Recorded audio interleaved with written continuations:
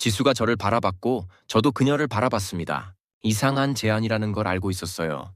하지만 정말로 순수하게 공부할 곳을 찾는 마음이었습니다. 음, 그래도 되려나?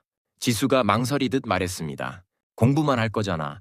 조용하기도 하고 냉방도 되고 괜찮을 것 같은데 그래 그럼 그렇게 하자. 그렇게 결정이 났습니다.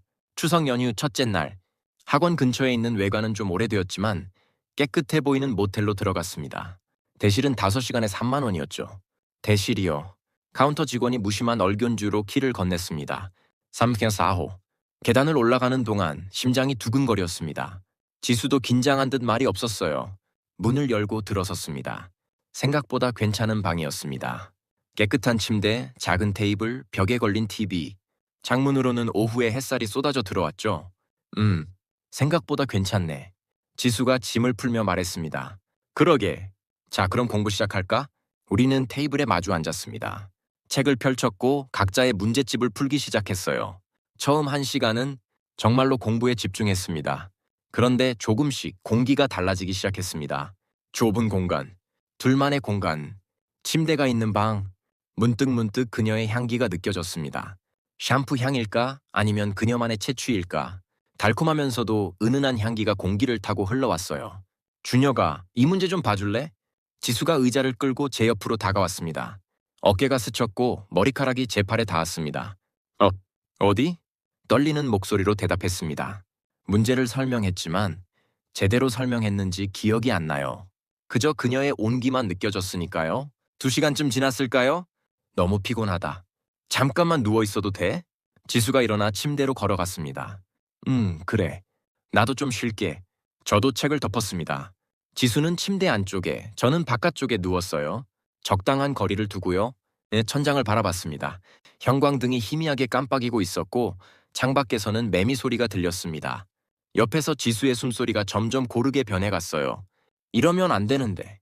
마음 한편에서 목소리가 들렸습니다. 그녀에게는 남자친구가 있어. 너는 그냥 친구야. 선을 넘으면 안 돼. 하지만 다른 한편에서는 지금 이 순간은 어떻게 되는 거지? 이 떨림은 뭐지? 나는 그녀를 좋아하는 걸까? 잠이 들었습니다. 얼마나 잤을까요? 눈을 떴을 때 방 안은 어둑어둑했습니다. 해가 기울어 가고 있었죠. 몸을 돌렸습니다. 그리고 지수가 보였습니다. 그녀는 저를 향해 누워 있었습니다. 긴 속눈썹, 오똑한 코, 살짝 벌어진 입술. 잠든 얼굴은 더 아름다웠습니다. 순간 세상이 멈춘 것 같았습니다. 제 손이 저도 모르게 움직였습니다. 그녀의 머리카락을 살짝 쓸어 올렸어요. 부드러웠습니다. 그리고 제 얼굴이 그녀에게 가까워졌습니다. 천천히, 정말 천천히. 제 입술이 그녀의 입술에 닿았습니다. 부드러웠습니다. 따뜻했습니다. 시간이 멈춘 것 같았어요. 그런데 지수가 움직였습니다. 눈을 뜨지 않은 채 그녀도 제게 키스를 했습니다. 저를 밀어내지 않았어요. 오히려 받아들였습니다. 얼마나 그렇게 있었을까요? 지수가 눈을 떴습니다. 우리는 서로를 바라봤습니다. 말이 필요 없었습니다. 어두컴컴한 방 안에서 서로 옷을 벗기며 그동안 참았던 욕구를 풀어내느라 정신이 없었습니다. 그날 우리는 선을 넘었습니다. 그 후의 기억은 선명하면서도 몽환적입니다.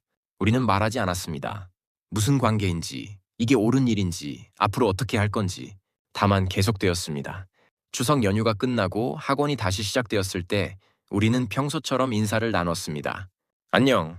응, 안녕. 교실에서는 여느 때와 다름없이 공부에 집중했습니다. 옆자리 친구처럼 자연스럽게요. 하지만 방과 후는 달랐습니다. 스터디룸을 예약할 때 우리는 조금 더 외진 곳을 찾았습니다. 시간제 모텔을 이용할 때도 있었고요. 오늘 몇 시까지 공부할까? 10시? 요아. 그렇게 시작된 시간은 공부와 열정이 뒤섞인 시간이었습니다. 정말로 공부도 했습니다. 수학 문제를 풀고 영어 지문을 읽고 서로의 오답을 확인해 주었죠. 그러다 문득 눈이 마주치면 더 이상은 말하지 않겠습니다. 다만 그 시간들이 저에게는 청춘의 가장 뜨거운 순간이었다는 것만 말씀드리겠습니다. 10월이 지나고 11월이 왔습니다. 수능이 코앞으로 다가왔죠. 학원의 분위기는 더욱 무거워졌고 모두가 마지막 스퍼트를 올리고 있었습니다. 이상하게도 저는 차분했습니다. 예전 같았으면 불안하고 초조했을 텐데 그때는 달랐어요. 지수가 있었으니까요. 그녀와 함께 공부하고 그녀와 함께 쉬고 그녀와 함께 시간을 보내는 것만으로 충분했습니다. 준혁아, 우리 수능 끝나면 어떻게 되는 거야? 어느 날 밤 지수가 물었습니다. 스터디룸 책상 앞에 앉아 있었죠. 창밖으로는 가을비가 내리고 있었어요. 모르겠어. 솔직하게 대답했습니다. 나도 모르겠어. 지수가 쓸쓸하게 웃었습니다. 나 남자친구한테 미안해. 그런데 동시에 너한테도 미안해. 나 지금 뭐 하는 거지? 지수야? 아냐, 괜찮아. 그냥 지금 이 순간만 생각하자. 우리 그렇게 하자, 응? 저는 고개를 끄덕였습니다. 그게 우리가 할 수 있는 전부였으니까요. 수능 시험일이 다가왔습니다. 시험 전날 밤 우리는 각자의 집에서 잠을 청했습니다. 문자만 주고받았죠. 내일 잘 보자. 응, 너도. 우리 정말 열심히 했잖아. 그러게. 좋은 결과 있을 거야. 준혁아, 응? 고마워. 올해 너 덕분에 행복했어. 그 문자를 보고 울었습니다. 수능 당일. 지수한테 문자 한 통을 보냈습니다. 화이팅! 응, 너도. 그게 마지막 대화였습니다. 수능이 끝나고 성적표가 나왔고 저는 만족스러운 결과를 얻었습니다. 지수도 그랬다고 들었어요.